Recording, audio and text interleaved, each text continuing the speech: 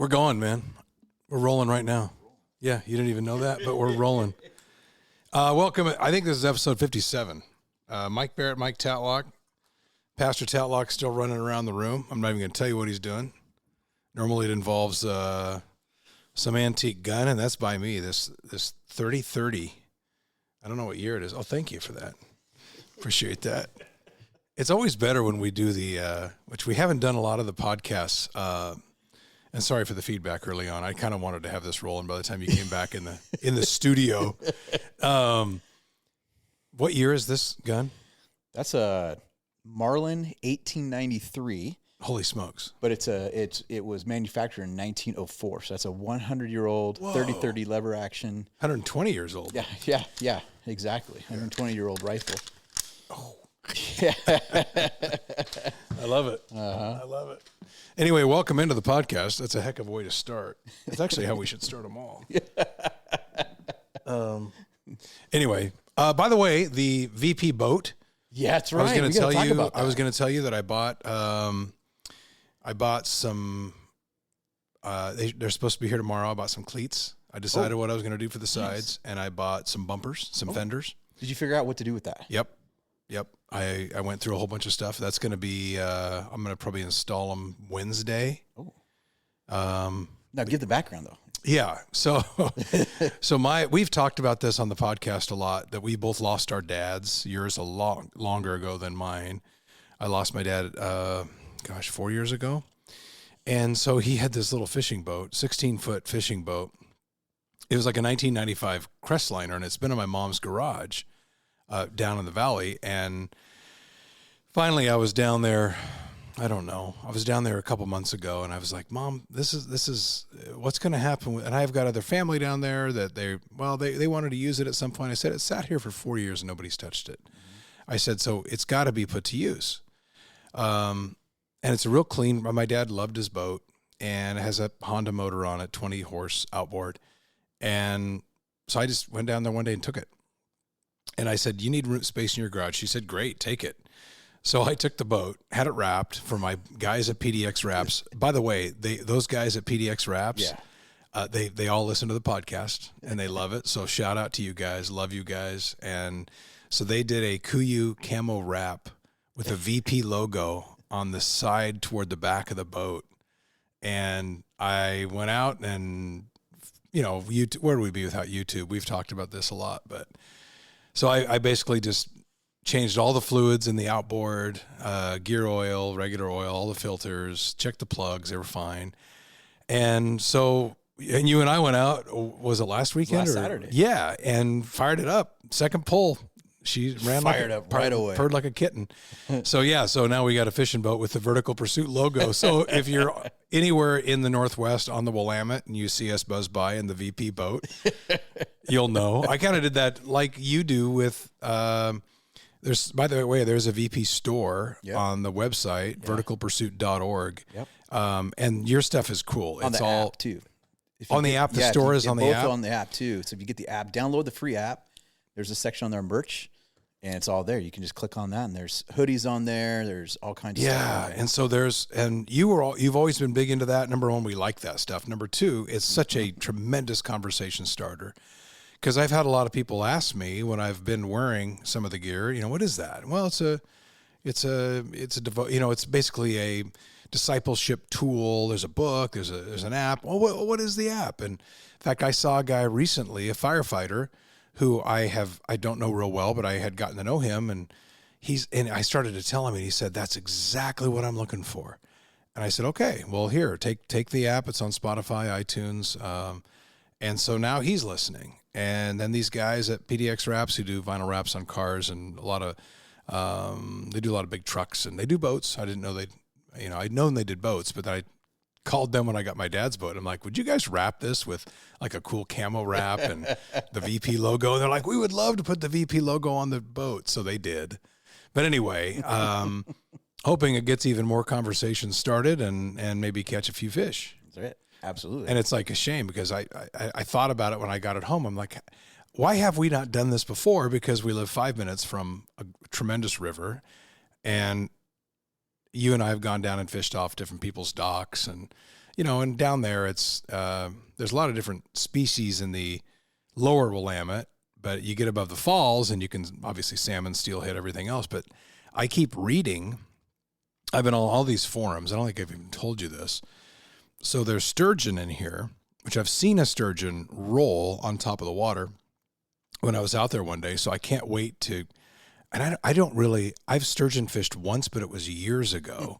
I'm not sure how you do it, but I think someday soon we take the boat out and maybe we do a deep troll. Absolutely. And just roll and just see what's in there. See what's in there. See what we pick up. It's easy to catch bass and some other stuff in the river, but I do want to go for the big ones. Yeah, and I know that down near St. Paul and that area, there's some good summer steelhead. Yeah, there is. So they got to be up here, right? Yep, they got it because they came over the falls. There's a ton of them, and you can do the count and look on the website and see how many came over the falls. So anyway. That's coming soon.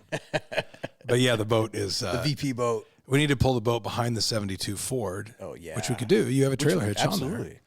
And we don't need any tail lights. Are you? I don't know if your truck is wired for a trailer. It is. Oh, it is? I think it... I saw some wires, but I don't know what they're for. Those might actually for a camera. Backup camera. That's a backup camera. But we could easily wire that for... All right. Got the hitch on there. We'll wire it up.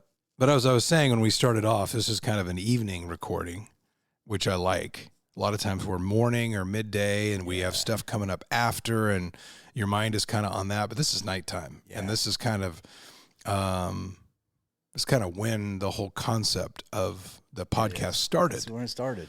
Was at night. We've talked about having good conversations when the world quiets down. And I know for a lot of guys, as we talk about cohorts and a lot of guys meet early in the morning because that's the best time to do it, and like really early, 6 or 7.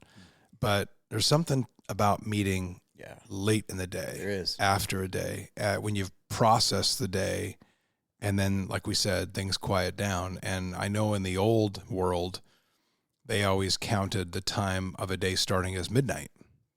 Which is technically correct, but we don't think of that. No, we don't. We think about it when we get up. So there's something to setting your mind right for the start of a day, which is at night. I think it's, we've talked about this too. Like there's these magic moments of the day, 24-hour day. Like for me, sometimes I love that kind of 4 a.m. Not that I purposely want to get up at 4 a.m., but a lot of days when I do wake up at 4 o'clock, there's this kind of undisturbed part of the day. Mm-hmm. And because there's a, unless you're working and you got business associates on the East Coast, now it's 7 o'clock in the morning and they're going to be giving you calls. And a lot of you do that. You have, gosh, I got to get up early at 4 or 5 a.m. because of East Coast calls and conference calls you're doing. But I love that kind of, nobody's really calling anybody in our time zone at 4 o'clock in the morning. Same things at night, usually like around 8, 9 o'clock at night, you're kind of going, okay, I'm not going to disturb anybody. It's kind of that peaceful evening. And like you said, it's when this whole thing started. And that's when I've had some guys that I text with on a regular basis. Our best and most fruitful, deep text conversations have come at night. Usually 11 o'clock, 11:30, everybody's in bed, and that's when I can sense that, and I guess this is natural to think that they would, but that's when I think your mind starts to slow down, you start to process things, you start to work through things without distraction. And so anyway, I love doing this at this time. So crazy night. My son is graduating, so we took him to dinner tonight and got back from that, and he was heading out with some friends, and you had texted, so I said, let's go record an episode. And I wanted to do this too, as last night at the church was the baccalaureate. That's right. So when I was in high school, we had baccalaureate at the high school. And I didn't really even understand that then baccalaureate was kind of a faith-based celebration of a rite of passage a little bit. So anyway, last year, the church here, our church, your church, restarted baccalaureate. And last night was, man, these kids are impressive. Yeah. And I had this conversation tonight on the way home from dinner, and we went to dinner, I don't know, half an hour away.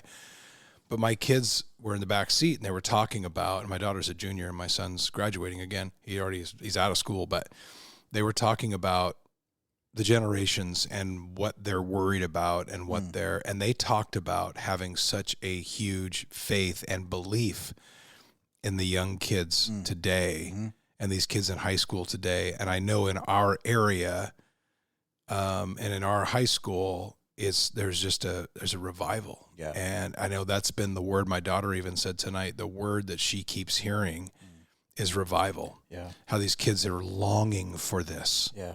And want it. Yeah. And they don't have to talk them into going to things. And a lot of the school, we've talked about things like FCA and Young Life and how these are just thriving in these areas. So I know a lot of people are down on current events or these generations that take so much heat, but just know that there's some good stuff out there.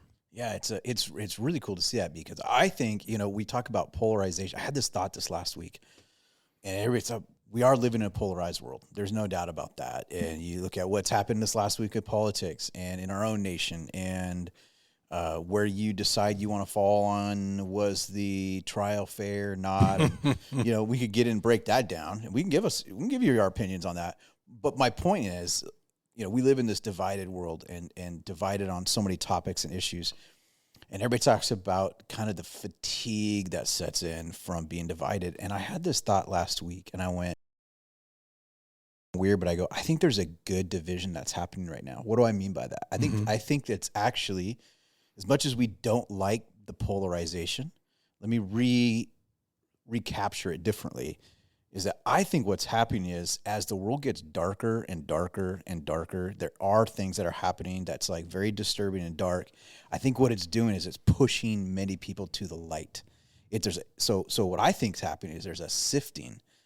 And I think that as it's shaking, people are landing on one side or the other. And because before, when things are kind of vanilla, kind of in the middle, it's very lukewarmy. I was going to say, you before you even got to that, you were in Revelations. Yeah, exactly. The shaking, and the lukewarmness. Yeah. And I think that some of these things that happen in our world, the shaking, as polarizing as it is, it causes people to go, wait a minute. And you're seeing this with even some celebrities now that are going, man, there's some darkness out there. And it's causing them to go, wait, if that's dark, then what's causing that? And they're beginning to ask the questions like, man, evil really does exist. And if evil exists, then, and it just begins the pursuit of truth. And I think you're seeing a young generation now that's hungry for truth. And that they're going, man, I want that. Where is that? And so I love it. I love seeing the young generation right now, Gen Zs and millennials that are just like, man, really, really hungry for truth.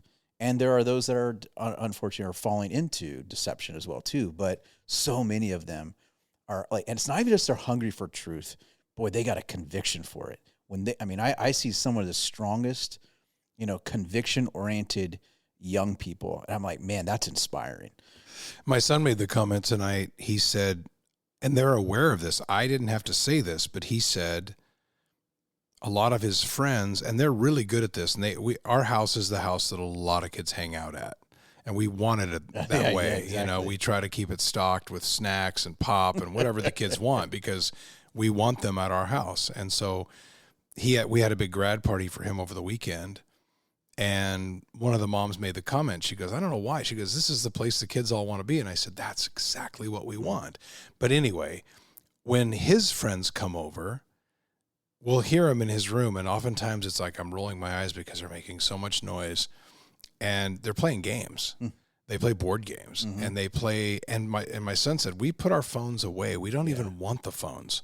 And my daughter made the comment tonight too. She said, she made the comment. She goes, I wish I never would have had a phone. So the fact that they're aware now of the potential evils of algorithms and social media. They still are going to be on it. So they're not like throwing their phones away. Don't get me wrong, but they're aware of it. And I think this generation now, and I think the one behind it is even going to be more aware of it. But there is this generation, this gap generation, which I think is probably 20s to 30s, that it was so new. I don't know if we knew the perils of technology necessarily. So I wasn't leading this conversation, and neither was my wife. And to hear our kids talk about that with such awareness was like refreshing. I thought, oh my gosh. I mean, it's like all of a sudden I have this, this encouragement and this confidence that I was so worried that, because I've mentioned before on the podcast, we were the parents that were dragging our feet into the phones, and we got them again, this is going to date us, but the iPod Touch came out, and so it was kind of a way they could text me when I was on the road doing NBA games, and I was gone in hotels all the time, and I loved getting texts from them when they were little, and I kept screenshots of the texts. So I justified it through that, getting them, and we were kind of like, we don't really want them to get into this yet, and we don't want them to have phones. So you could kind of do it then where it wasn't a phone, but there was access to texting and even email. But they did that with their cousins and with their grandparents, and so it was good. But just the fact that they are now keenly aware of how they can get handcuffed to their phone and to all of the pitfalls, again, that brings, was encouraging to me to hear. And that's where I have some confidence in this next generation, because whereas you're robotically programmed, I think the previous one was, because we didn't know, they didn't know. It's just the latest and greatest thing. And the iPhone came out and got to have one of those, and nobody really understood a lot of the stuff that could be negative and could negatively affect them. Now I think this generation does. And waking up to that. I think so. Not that there's no worries associated with information and, man, the algorithms and the brainwash. And my son was talking about, he's into a lot of different, he's a very good artist. He's very creative. And so he said his algorithm is full of that kind of stuff. And I said, of course. And my daughter's into other things and sports more and stuff. And so she gets all of that stuff. And I told them, I said, guys, you have to understand, and they understand. Trust me, they rolled their eyes like, really, you're telling us this? I just said, the more you watch things that are of your interest, the more you're going to be fed that. Yep. That's just part of how this works. And I said, so imagine if you were into some dark stuff, and all of a sudden you're fed that becomes your truth. Right. And that becomes your reality. And that, I think, is something that you talked about this week. You had another, 6 months ago, we did I don't know if it was 6 months ago, we did a podcast, and I talked about how you are doing these things at church, along with Sunday mornings, of course, when you give your messages, but you call them equipping sessions, where you bring people in and you talk about a lot of issues that maybe you wouldn't ordinarily dive into on a Sunday morning, but you just had one of these on Thursday. And I know one of the big topics you talked about was what I just kind of brushed. Yeah. And that is truth. Yeah. Who defines the truth? Who defines the language right now? Who changes the language? Who sets the tone? And I think people love to hear that. And I got to think you're getting I'm going to speak for you. You're probably getting a little bit more of a captive audience these days than maybe you would have had you tried this 3 years ago, correct? Yeah, I think so. I mean, we call them equipping sessions because if anybody goes to church, you show up on a Sunday and there's a lot going on, and everybody wants to get out of there in an hour and 20 minutes, and the attention span's different, and it's in the morning. And it's in the morning, yeah. And so you're thinking all the other things you got to do the rest of the day, and so we started these things, and basically what it is we'll teach, and we'll go deeper on a topic or a thought, something that people are wanting to have more understanding answers on, and then teach on it, go deeper on it, and then we actually open up the mic symbolically. We do a way where you can actually text in virtually your question. Oh yeah. And so the way it works is that as we talk about the topics for an hour and a half, then we open it up for just Q&R, question and response time. And you can essentially text in your question anonymously. By the way, that's a great way to put it. Yeah. I heard you say earlier, so you said Q&R, and I thought, in my head, oh, he meant Q&A. But you don't want to say A, you want to say R. I love that. Yeah. I didn't even think about that. Go ahead, sorry. Well, sometimes we don't have answers. I can give you a response. That's my point. That's great. Yeah, it's just a response. It may not be an answer. or it may be an answer, but so but it's cool because what happens is there's a format we use. It's called Slido, and a lot of people use it. We didn't come up with it, but it's you text in your question anonymously. So, there's 200 and some people in the room. You text in your question anonymously about the subject matter we're talking about, and everybody in the room gets to see your question. They don't see who asked it. They see the question. And if you like it, it gets votes. And then what happens instantaneously, the room begins to sort of correlate and push together and curate the questions that they really want you to answer. And it votes them to the top, basically. And next thing you know, you're sitting there and you've got 20 questions that the audience is asking, but now they're all ranked of importance that everybody wants you to ask them. And so it's a really great tool. So we spend some time. The Q&R is my favorite part of the night because it's where people just get to ask anything and everything, and you just go for it. And so, but yeah, this one was we did one a while back on spiritual warfare. Last summer we broke it into 2 parts. We thought it was gonna be one night, but it was the idea of what's the spirit behind things in our world. And this was Thursday? This was a year ago. Okay. This was exactly 1 year ago, last June. We did one of these equipping sessions. Was that the last one you've done? No. And then in the fall, we did another one around Israel, Palestine. Okay. Yes. And broke that down. I brought a friend up who's a professor at Biola, which is a Christian university in California. And we've traveled to Israel together. And so in the fall, when the war first broke out between what happened as a response of Hamas coming in, and did the horrible things they did there, everybody started raising questions, and then the Bible speaks to a lot of that stuff. And those are things that, people don't oftentimes give attention to. Like, wait a minute, the Bible tells us where this whole war started? Yeah, it does actually.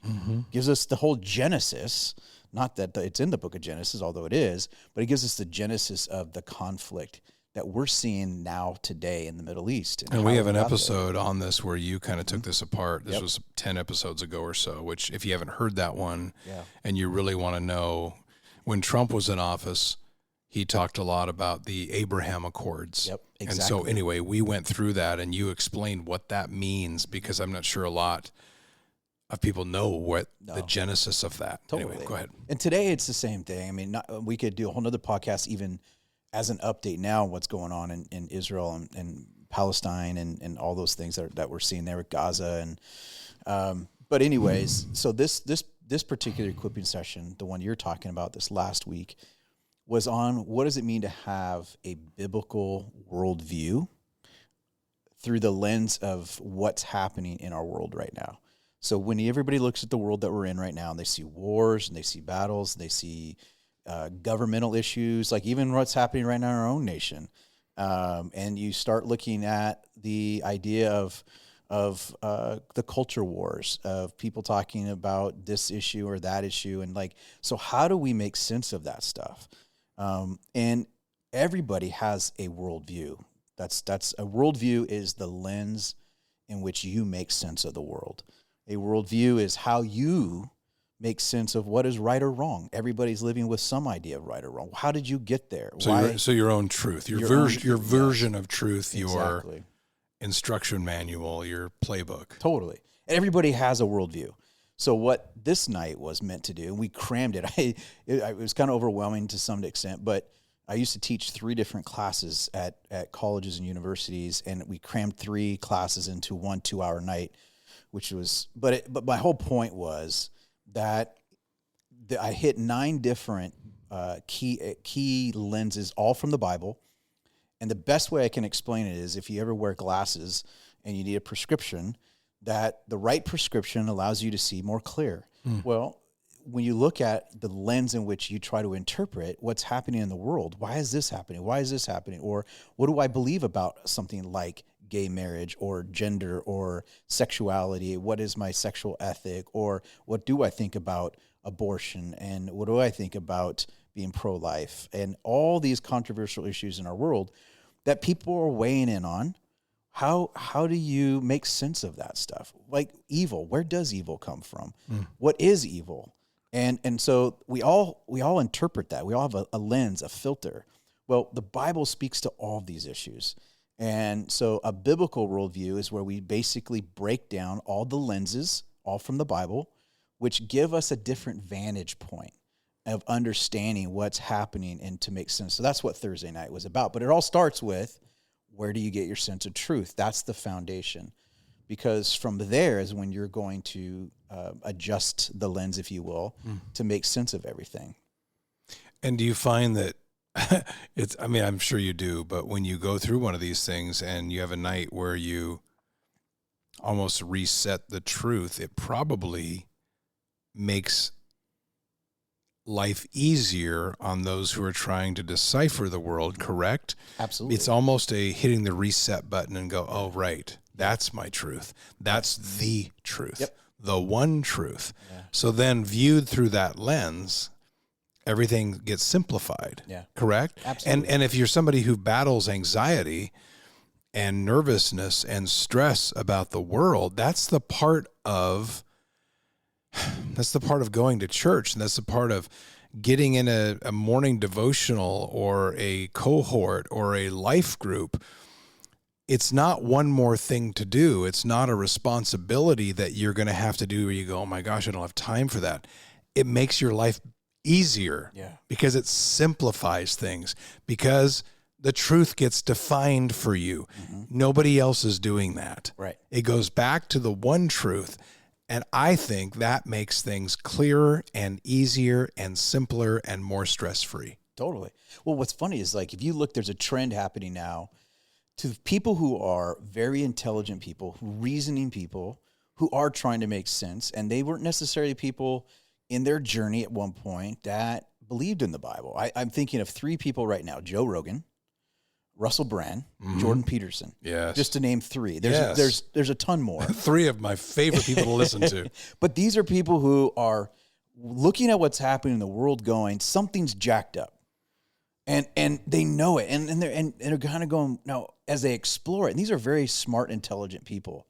And what I'm finding is, this is what's fascinating is, I've been tracking each of these individuals, following their podcasts, their video casts, and their logic and reasoning as they're unpacking things. And what I've noticed is, in their pursuit of truth and in their pursuit of making sense of the world, almost all of them begin to gravitate to the Bible. Whether they're like fully believe it or not yet, but I can see their journey, because what they're realizing is that if you take the Bible and use it like a set of glasses, and literally put them on, it all of a sudden puts things in focus. And I'm seeing people come to faith now. And like Russell Brand, for once. I mean, he's confessing to be a Christian right now. He's amazing. And people are giving him a hard time. They're like, chill out. The guy's new to his faith in that, and he's not going to have it all figured out. And he even says that. But what I'm noticing is that they're starting to go, wait a minute, I put the Jesus lens on. I'm putting the Bible lens on. I wonder if that is going to make sense. And they're going, oh my goodness, it's starting to tie this together. And so the Bible is the lens that makes sense. It's the thing that gives us the answer to these puzzling questions or these controversial issues. So, when you explore what the Bible has to say, for instance, about truth. I mean, think about it. I sat in my office. This was probably about 3 or 4 weeks ago. There was a woman and she came and said, hey, I got some questions. I said, great. I love people asking questions. I think when you ask questions, that means you're searching for truth. So even if it comes from a place of doubt or cynicism, or if you're open to finding the truth, that's a good place to be. So anyway, she sets up an appointment. She sits in my office and she says, man, I am so upset about God, and I'm upset about, why these things happen in the Bible. And she made a moral statement about something that she was upset about. And I said, oh, that's great that you're here to talk about it. Let's unpack that. I said, well, you just made a very interesting moral statement. She was very, very passionate about something that she was angry about. And I said, well, that's fascinating. I said, where do you get your sense of that moral, righteous anger, if you will? Like, why is that? Where does that come from? And so she was talking about it, and I'm trying to kind of protect the conversation a little bit. But the point of it is that I looked at it and I said, where do you get your sense of right or wrong? Because you obviously have a sense of right or wrong. Where do you get your sense of that? And she said, what do you mean? I said, well, let me just break it down this way.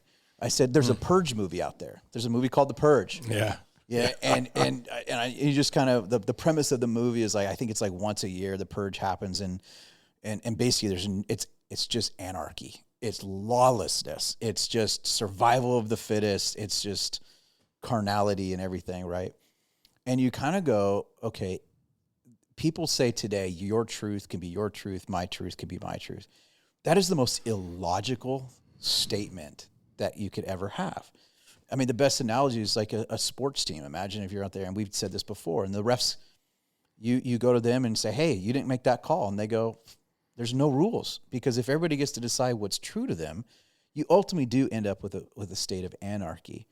And so that logic, if you play it out, you get to do whatever truth you want. I get to do whatever truth I want. I mean, practically speaking, it sounds really progressive, and it sounds really good. Where people say, you have your truth and I have my truth and da-da-da. And I go, play that stuff out. That leads to complete anarchy. Because who am I then to question your truth? Mm-hmm. If I say your truth is your truth, well, what if your truth, well, now all of a sudden this woman's like, well, we can't do that. I said, you're right, we can't do that. So because 2 + 2 doesn't equal 5. Exactly. No matter how it doesn't matter. fair, unfair we think that is. 2 + 2 is 4. There are just principles that make, and so I asked her, I said, well, then the next level, and so this is, you'll play this out when it comes to the pursuit of truth. If we can't have what we call moralistic relativism, which is it's just up to each individual to decide what's right or wrong, that melts down at some point. Well, then you go, well, wait a minute. The next step is it's society that decides what's right or wrong. Okay, yes, let's just keep this logical path going. Let's play the game. Let's say it's up to each society. It's not up to the individual, but it's up to society to decide what's right or wrong. Let's play that out again. So now you have one society that lives by a set of moral standards and another society. So then who are we to question Nazi Germany? I mean, who are we to say exterminating a part of the human race is wrong when another society has deemed that to be something good? And so then you go, well, wait a minute, that's not really fair. Well, but I know, again, then who's to say that one society is better than the other? And so then you have to ask the question, well, it can't really be that way. Humanity needs to have some sort of moral order that's outside of ourselves. Now it begins to ask the question of, yes. So I think the chase of the moral argument leads to an ultimate outside of human race reality. Now, you don't have to call that God, but the reality is that it makes most logical sense that this idea of right or wrong is something that transcends humans, which it points to a creator, a God who put things in order and gave a structure, and so that's where we get our sense of what's right, what's wrong. And again, the Bible tells us that. And there are those that might be listening and go, I don't believe in the Bible, and that's your choice. But if you think through the pursuit of truth, it makes more sense that there is something outside the human race that gives us a standard in which to live for our flourishing and thriving. And that's what the premise of the whole Bible is that God created humanity, gave us a moral code to live by, and that moral code, the Bible, God gave that to us ultimately for human flourishing and thriving. That was the whole point. And now the reality is this too. The really heart of it is that there are times when the Bible might say this is right or wrong, and we don't agree with that, and it doesn't make us feel good. And we're living in a society right now that wants to choose their right or wrongs based on a lot of emotions and a lot of feelings. You see that with the quote, feelings are facts. And we live in a time when media wants to play on your emotions so that you will side with their version of the story, the narrative, or what they say is truth. So most people today can get caught up emotionally, landing in places of what's right or wrong. And I think that we live in a society that's being emotionally manipulated. And so you have to kind of step back and use our critical thinking skills, use our reasoning skills, and understand that the Bible makes the most sense for having some sort of a roadmap of what is right or wrong. And that's what I love about the guys that you mentioned, the 3 guys you mentioned, and they're so different. And Rogan obviously has the number one podcast in the world. And Joe is a comedian and was an actor. And as you said, and I listen to Joe a lot, and to hear him come back and now and you can start to hear it, you can start to see it, especially when he has a guest on, and he has Jordan Peterson on sometimes. And Jordan just speaks truth, and Joe starts nodding his head. And he had Hulk Hogan on, and Hulk came to Jesus recently. In fact, it was when one of the biggest times he did it when Roddy Piper died. And I had a chance to be around Roddy at some charity stuff when I was in the NBA, and I didn't know this. I was with Roddy and his son, and I have a photo of, and after he died, I pulled that photo out, and I sent it to some friends, and they said, you know that Roddy in his last days he really became a Christian. Huh. And I didn't know that. And then Hulk Hogan tells the story of what kind of inspired him to turn to Jesus. And so he was telling this story on Rogan, and you can kind of see it start to make sense to Rogan. Then you have Russell Brand, the actor who, if you know Russell, he English and hilarious and this thick accent and looks like a rock star, has played in some movies, hilarious movies, where, he's not exactly a guy you would think would be a Christian guy, but now he's come full circle, and he is. Yeah. And he has a great podcast as well. And then you have, as you said, Jordan. So Jordan Peterson then is the scientist and a Canadian guy who's incredibly intelligent and a counselor and a professor, and how the Canadian government has tried to silence him. Yeah. Because he just stopped buying into the crap. And this is especially, I think, Jordan got popular about the time Robert Malone did too, during COVID. And because he was one of the guys who was going, not a lot of this is making sense. And of course, back then, if you questioned some of this stuff, you were just deplatformed. And oddly enough, on a day like today, when you have Fauci back up on the Hill, being grilled by senators, and he just is come on, and he admitted he made up 6 feet away. He made up the mask stuff. None of that stuff. And so all this stuff, these guys were being deplatformed for just asking the questions, are now being proven to be right. And the truth is starting to come out. My point for bringing that up was not to get into a COVID debate. I'm sorry for that. But was in Jordan is so different from Joe and Russell in that he's kind of, at least in my mind, he's the prototypical professor, doctor who has the scientific approach and opinion, to where a lot of times those guys aren't necessarily Christian guys. But to see Jordan, this guy who's been through all of that now, and he's being asked he does a lot of different speaking engagements, a lot of podcasts, a lot of interviews. And people kind of in his world are like saying the question he gets on a lot of these, and he replays the interviews on a lot of these where they kind of look at him and go, you believe in God? And he'll go through this whole explanation on, he usually starts it off to where, and he's very smart in the way he does this. He speaks their language for a minute, and then he comes back full circled and says, essentially he says, what else could it be?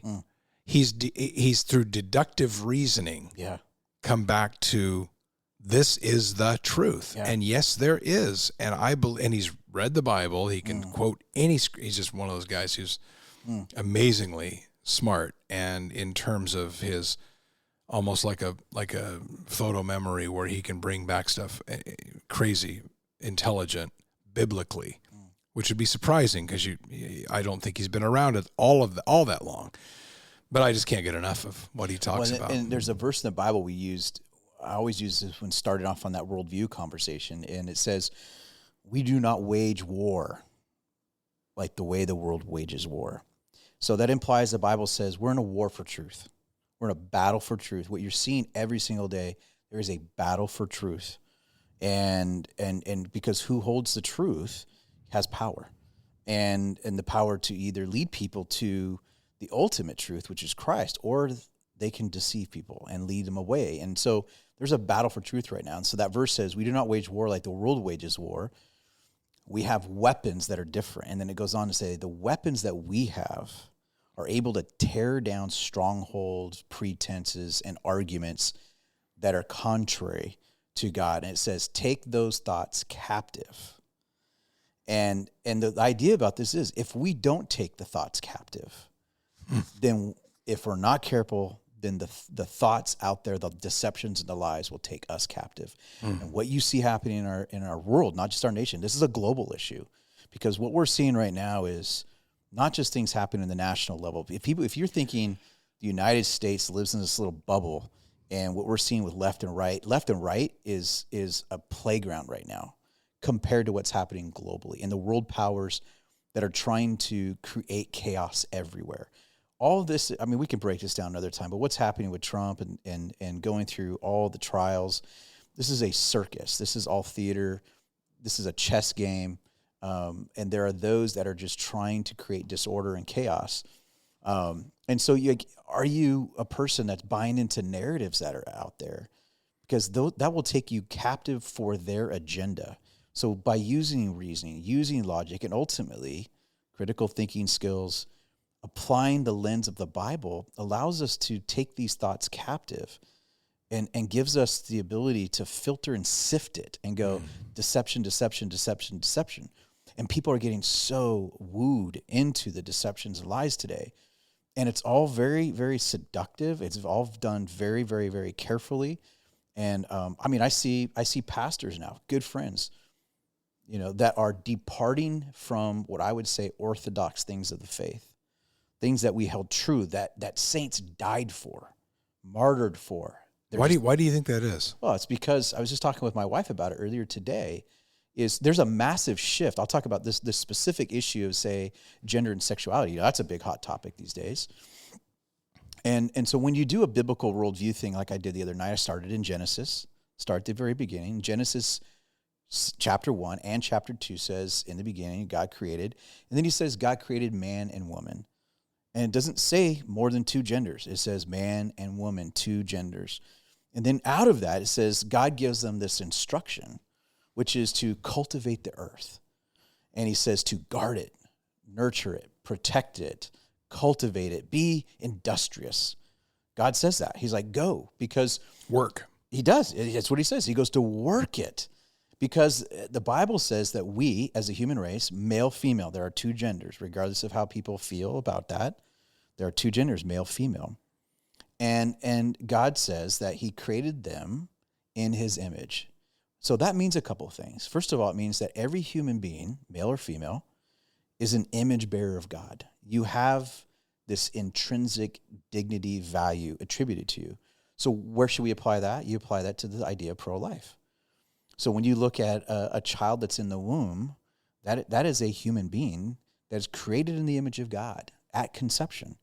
And so it holds value and dignity. It's not something to be genocidal with. And so all of a sudden that begins to shape that issue.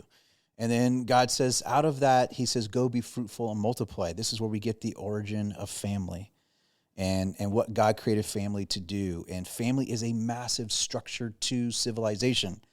So in the garden, God says, go be family, male and female, so mom and dad, and go cultivate the planet. And so family at the very beginning becomes a framework for flourishing and thriving. So if you want to be someone that wants to be destructive and chaotic, attack family. So what you're seeing today in our culture, an attack on sexuality, an attack on gender, attack on family, it ultimately is about tearing down the fabric of stability in a nation.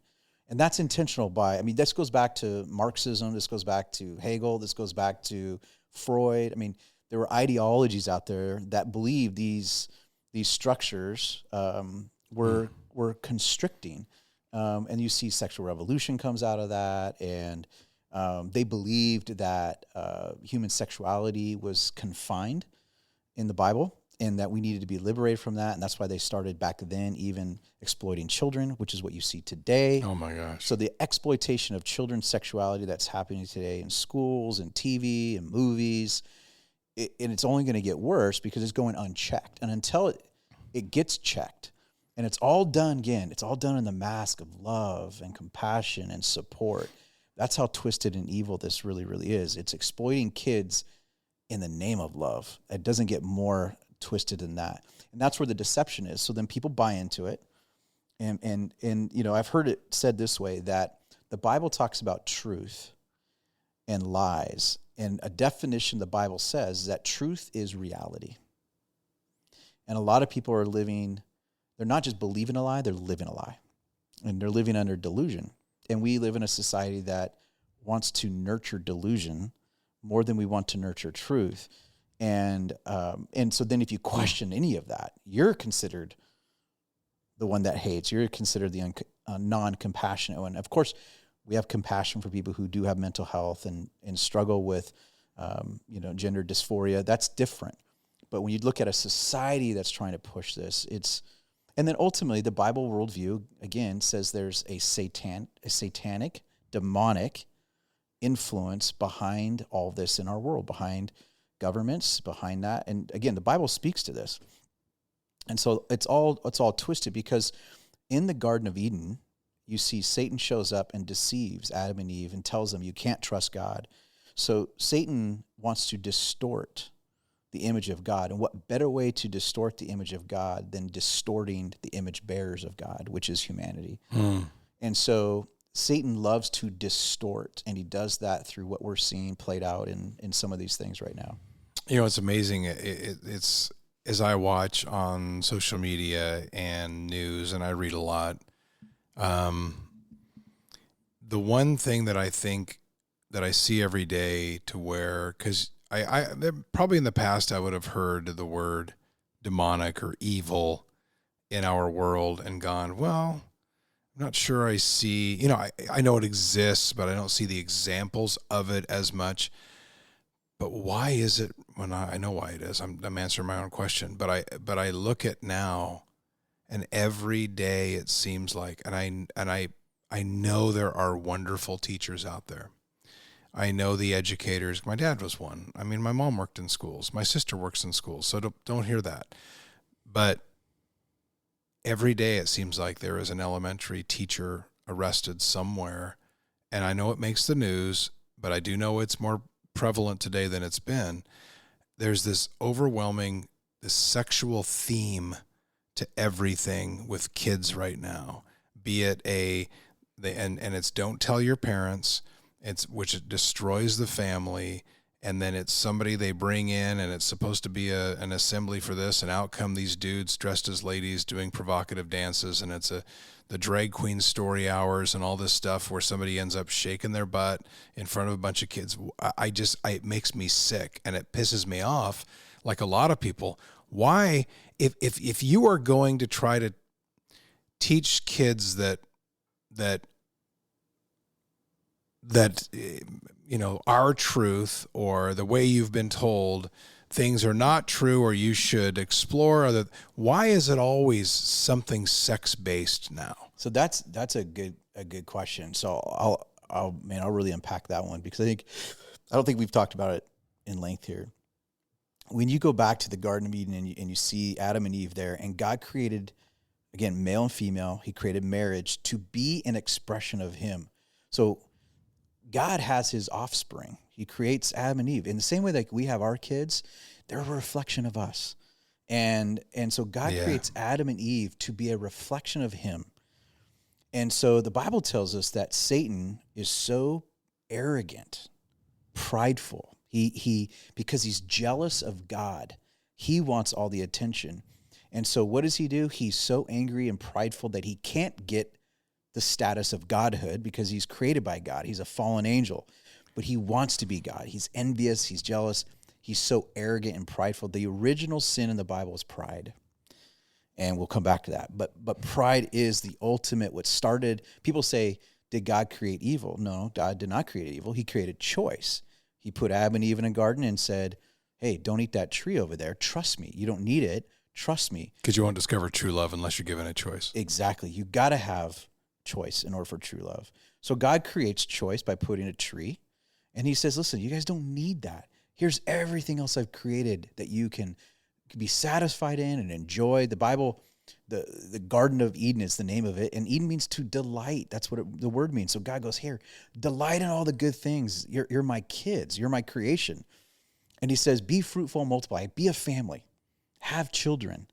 And what happens with that is God's plan was that we, as a human race, his intent was that we would be a reflection of him, a reflection of his glory, his image. And Satan is so jealous. He wants everybody to be a reflection of his image. So what he wants to do is his way of getting back at God, because he can't defeat God.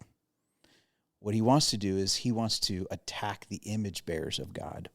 And he wants to take everything that God is and destroy it and distort it. So when you look at sexuality, sexuality was created to be beautiful, amazing. Bible says that Adam and Eve were in the garden naked.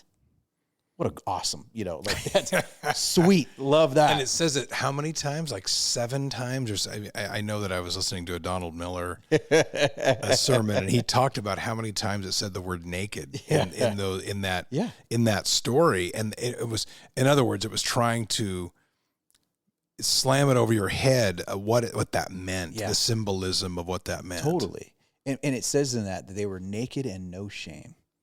So the garden becomes a place where there's no shame, and they're naked, and it's just awesome. That's what God created for them, to thrive and flourish as a family. And then they would have kids and so forth. And then it all points, marriage and family all points to later on the gospel story. And it's going to play a really significant role in the human history timeline. And so marriage has a very, very special place. And so does the idea of like sexuality, and God is pure, and what he creates is pure. So Satan goes, if I want to get at God, I'm going to take the pure things of God, the innocent things of God, and distort it and twist it and pervert it. Because what better way for Satan to try to insult and hurt God than to take the most precious things to God, his creation, things that are innocent and pure, and he wants to defile it. So this is why I'm saying is what you see in our world right now. I watched a program on Good Morning America. It was like a year or so ago. And, this is a popular morning show, and people are lined up. And they paraded this young 9-year-old boy out dressed like a girl.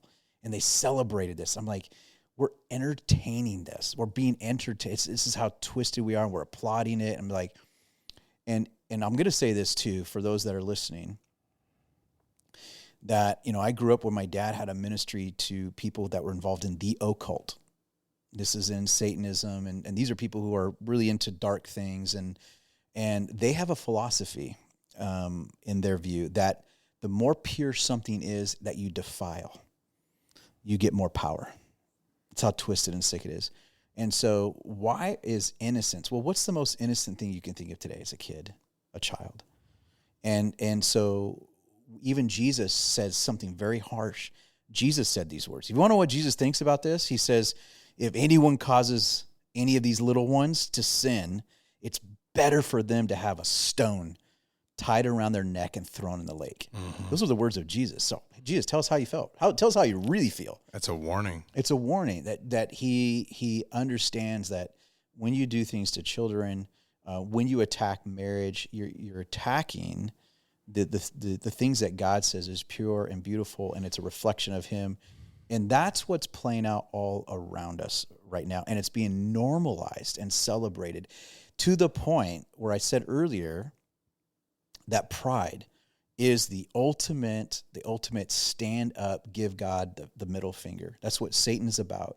So it's not a coincidence today that we have a movement that's all around pride.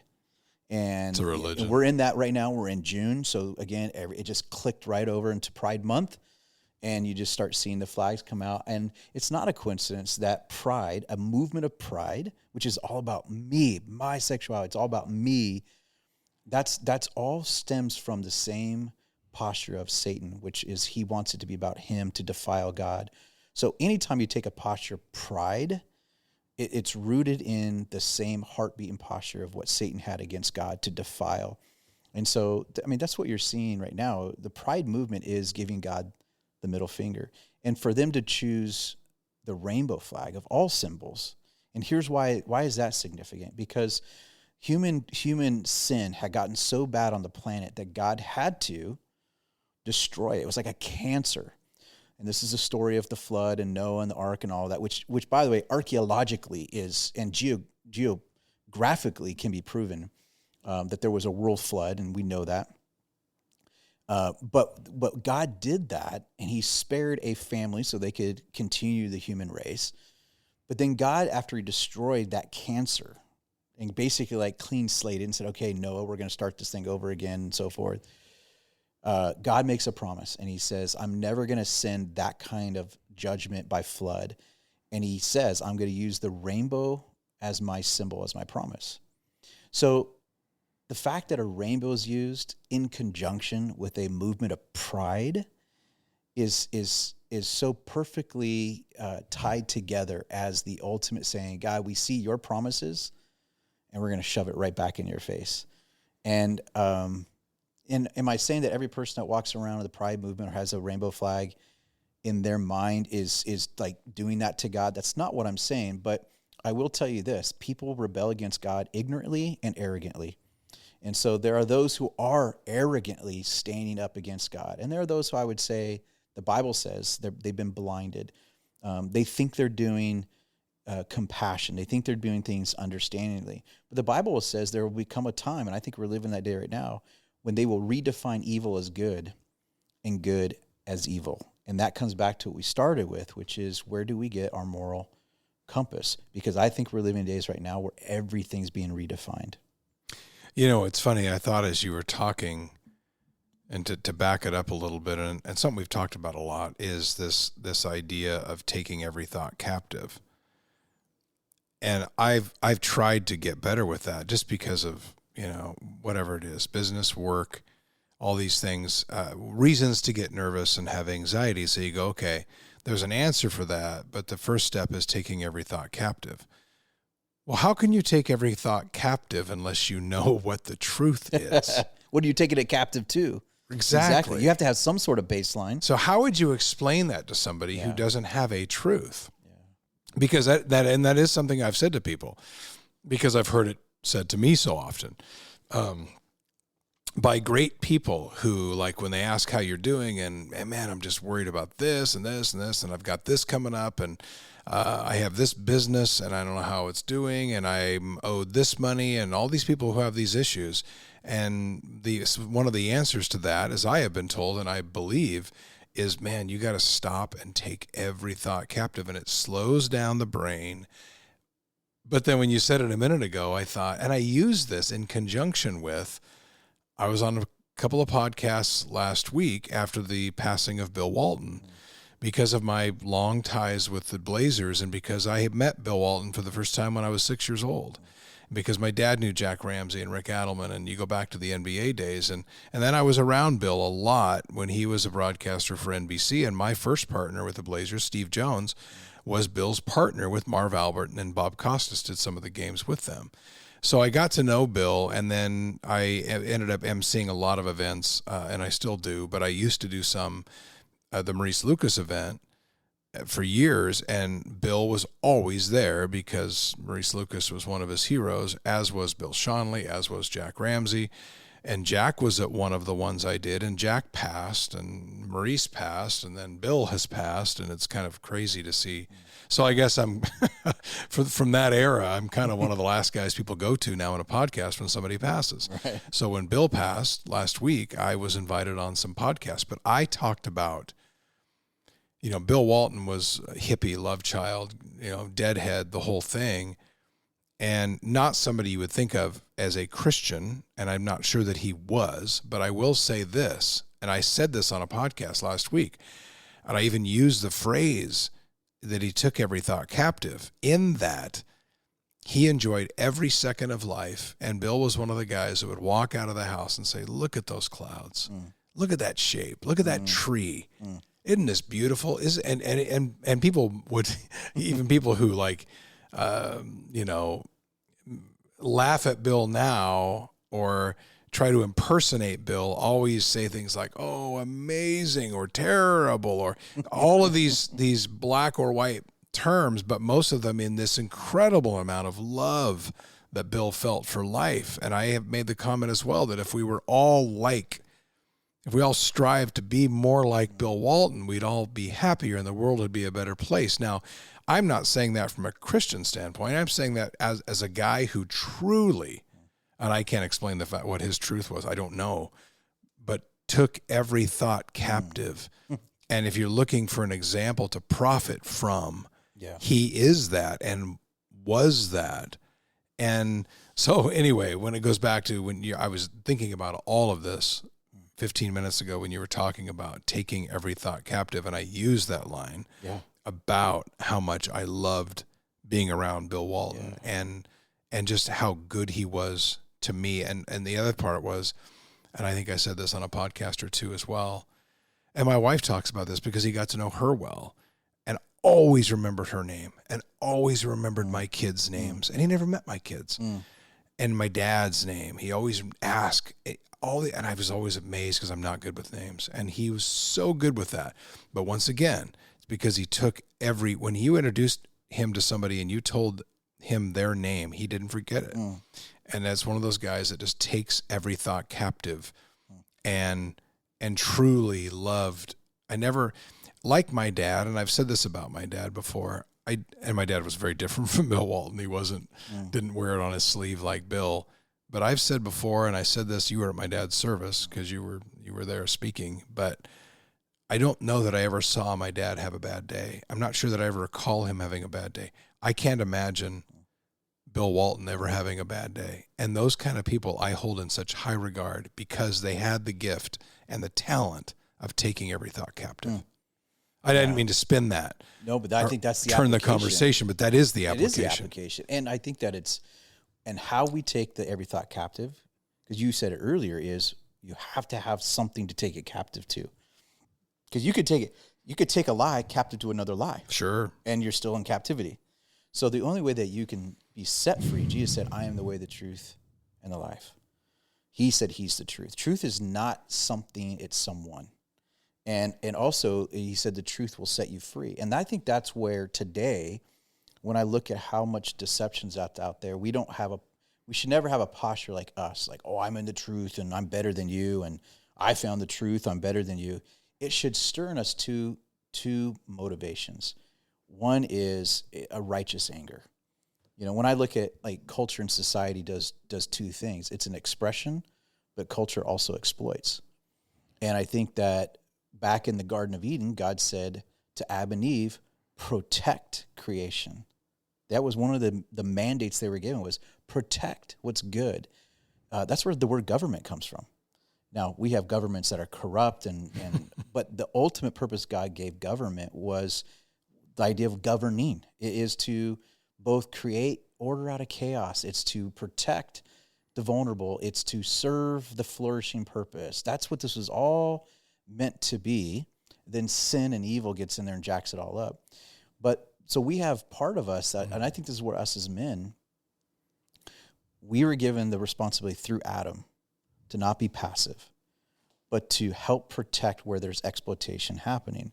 And so I look at some of the things that are out there in our society, influences, and go, what are we doing? Are we passive? Are we helping be someone that's restraining and helping prevent what's happening? I think that's one role. The other side of it is compassion, is to be compassionate, understanding. The Bible says, be gentle with those that disagree with you. And then it says, use good arguments to help set them free because they've been held captive. But he also says they've been held captive to do the enemy, Satan's will. So there are people who are blindly been deceived into propagating Satan's agenda. They don't know they're doing that. And so our posture has to be caring and understanding to come alongside people to say, let me not just tell you the truth is Jesus. Let me show you the truth, which is Jesus. And I think like as we do that, our goal is to help set people free. So that's why I always say have bold humility. Mm-hmm. Be humble how we approach people who don't have the worldview we do. Be humble to people who are living a lifestyle that's different than us and that's not in alignment with God's best. Be loving, but at the same time, we have to be bold with truth. We have to be bold with truth because that's what God uses to help people find the truth so that the recalibration, the taking every thought captive can actually happen. You know, and I always used to, you were talking a minute ago about kids and the sexploitation of kids, and I was kind of thinking, well, human nature, and then I was thinking, I blame it on human nature, but it's not, it's evil. And then I think of the other, like when I was touring these Mayan ruins in Mexico years ago, and they took us to they call it the Pit of the Virgins. That's where, you've seen the movie Apocalypto. Oh, yeah. And so that culture, as brilliant as they were, and they were, but they were also incredibly brutal. Yeah, they're kidding. And so they said, so when this drought started, they would sacrifice. So they would sacrifice the most innocent they could find, and that was the virgin. And they would sacrifice the virgin. And they said toward the end, when things got desperate, and they don't even know all of this, but they think it was a drought, then they started sacrificing children.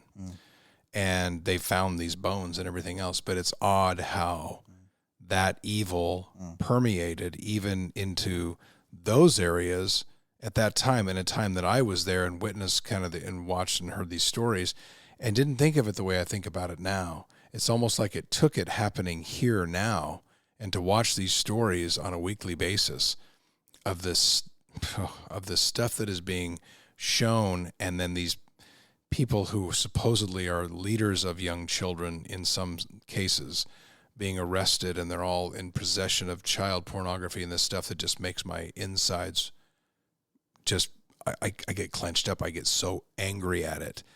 But then I come back to, as you explained a minute ago, about the, I mean, how, if you want to kick man and you want to kick in the nuts and drop them, you go after the most innocent. Now it makes sense to me. Yeah. And that's why an attack on children ultimately is an attack on God.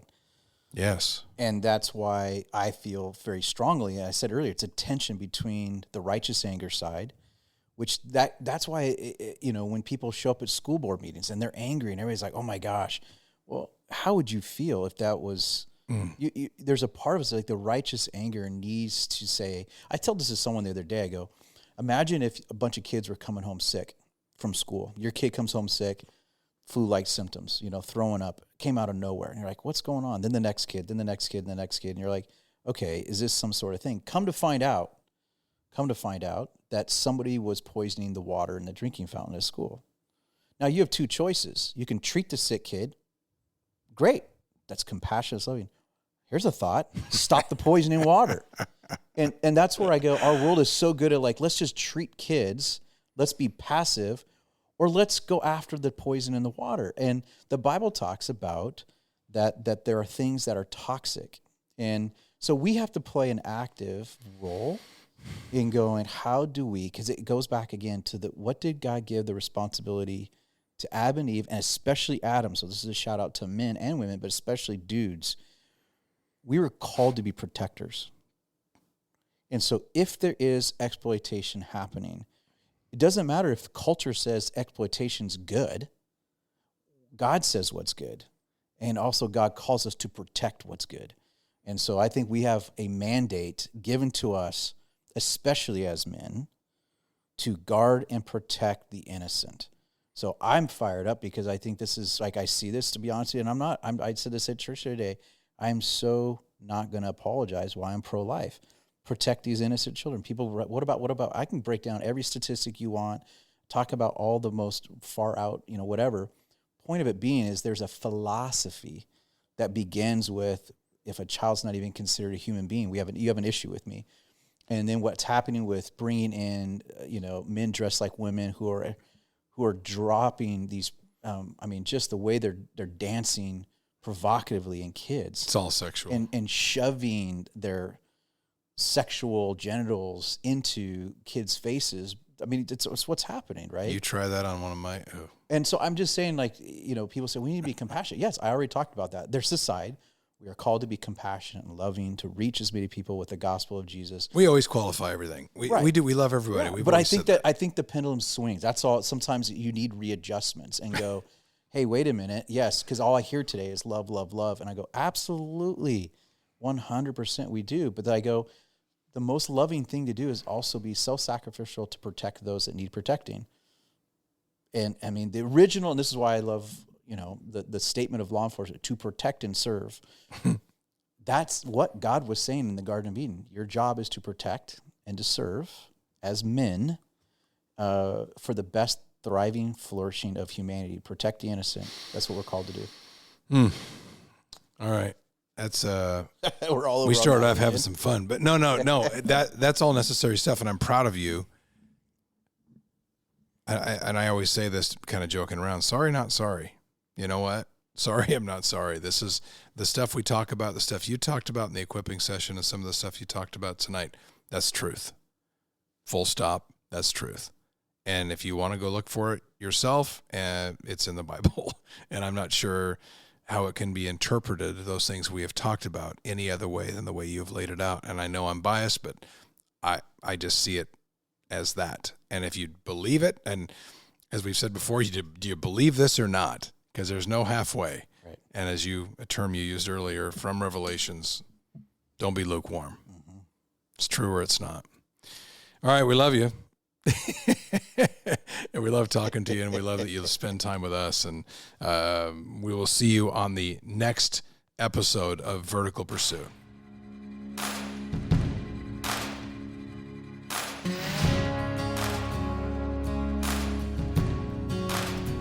We invite you to subscribe to our podcast, comment, or message us, and check out our website at verticalpursuit.org. Download the VP app and check us out on Instagram, Twitter, and Facebook.